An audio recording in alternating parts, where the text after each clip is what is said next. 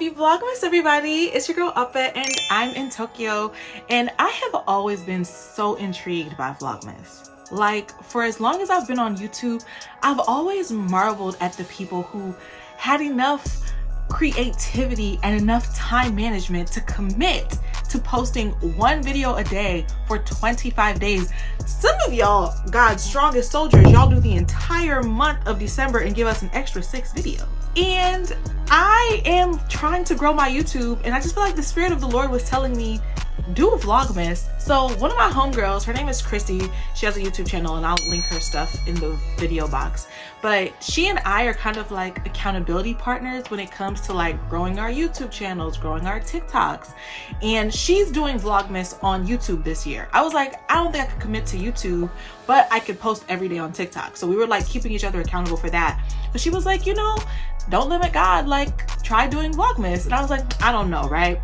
So then I saw a TikTok and it was like, why do you think you shouldn't do Vlogmas? Because it's the second, like you think you too late? Like, don't nobody know when you actually posted that. Everything, the algorithm just shows you when it shows you, it doesn't show you the exact day. Real quick, remind me again why you're not doing Vlogmas? I'm sorry, what was that? Yeah, because I want to hear what excuse you have. I'm in the mood to debate. You know, Esquire, that's the whole thing.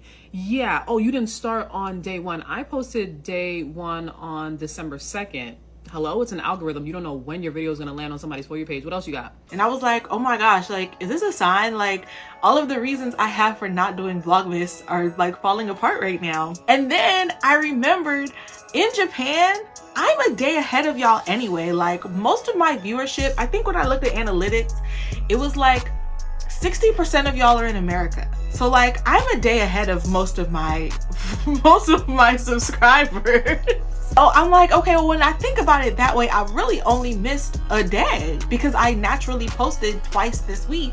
So I was like, I'm gonna do Vlogmas this year and just see what happens. The thing that made me really scared to do Vlogmas on YouTube specifically is I feel like every time I try to do a trendy YouTube video, it flops. It flops.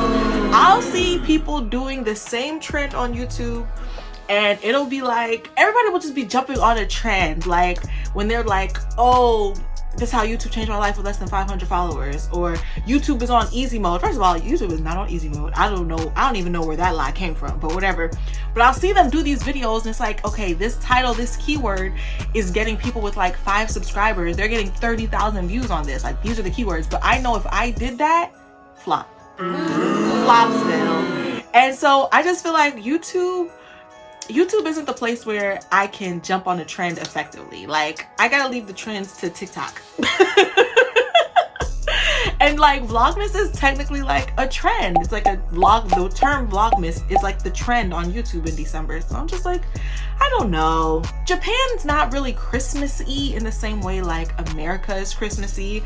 I made another video about like going to festivize my house up, and that's where I picked up this little headband. I have other headbands and you guys will see them all throughout this Vlogmas, but I don't know, all of those things were like holding me back and I was getting in my head about it. And that's honestly like one of the hardest parts about growing on YouTube. You really can get in your head about so many little things, but the reality is you kind of just have to like wait and be patient until you find like your audience, or until your audience finds you, right? And I am not a patient person. I can be patient, but in the time it takes to be patient, I will go crazy with scenarios. Like, I can give you the time, but my mind is gonna create a whole bunch of foolishness, okay?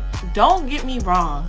I love my YouTube community zone, okay? I feel like the subscribers that I have on YouTube are so supportive. They're so engaging. I genuinely, like, not in like a creepy way, but in like the healthiest parasocial way possible. Like, I love you guys. I take y'all's comments into consideration. Even when y'all disagree with me on something I'm talking about, like, I take y'all's comments under advisement. We were just having a conversation about my interaction with a girl who probably has autism, and it kind of like made me rethink. Now I know these are a couple of things I need to be on guard for instead of just defaulting to like my natural personality of it. Do you know what I mean? I appreciate y'all's feedback and I love my community down.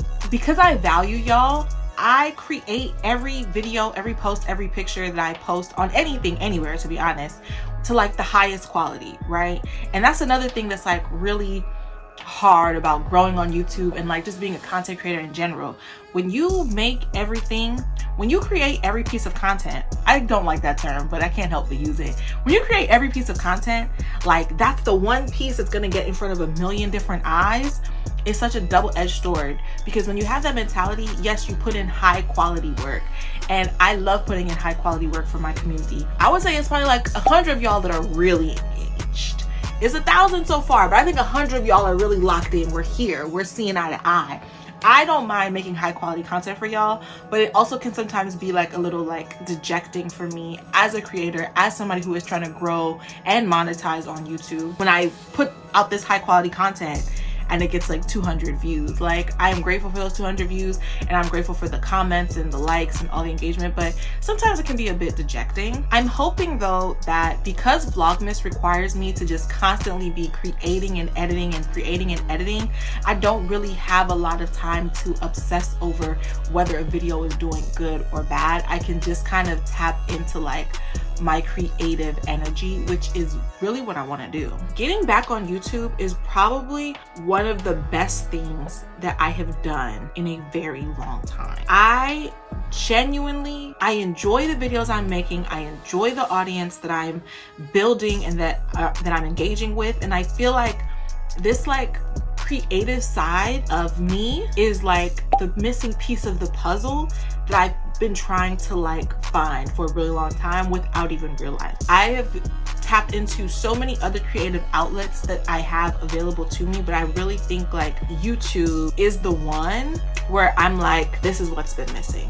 So yeah, I'm really excited to do Vlogmas. I'm a day behind, but am I a day behind? I'm a day behind, but I'm hoping to have some great success. I've been posting every day on TikTok, and so, okay, it is December 5th. On December 2nd, I had 87 TikTok followers. It is now 3 days later, and I have, when I last looked, I had 1,200. So there's definitely something to be said for posting every day and putting your A game into your videos every day. I will say the one thing that makes it a little bit easier to post on TikTok every day and not get in your head is because to me TikTok is very low stakes. It's just kind of, it's a mic post, you know. It's just very quick.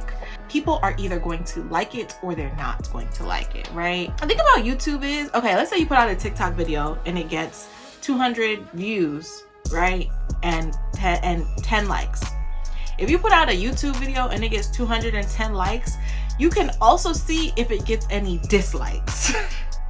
And dislikes are so triggering for me. If you dislike my video, that is fine. That is your prerogative. I don't want to know about it. Like, because that feels very personal to me.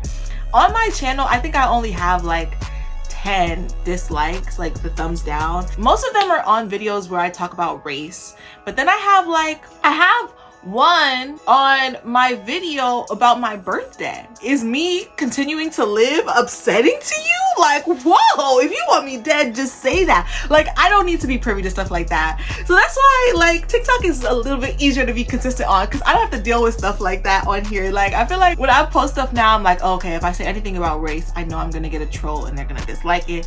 Oh, if I don't know, if I have another birthday, like I don't anyway, yeah, but I'm locked in for YouTube, and I'm excited to go on this creative journey, and hopefully it helps with my discipline, because time management is not really where I excel. So I'm hoping that will like really challenge me on that. Anywho, all of that to say, even though I am growing on YouTube, I have really enjoyed restarting my journey on here. I love hearing y'all's perspectives, especially when we're talking about deep issues like God or making friends or how to interact with people that are different from myself. I am happy that y'all are here for the journey. I hope you guys enjoy the Vlogmas videos, and I will see you guys tomorrow.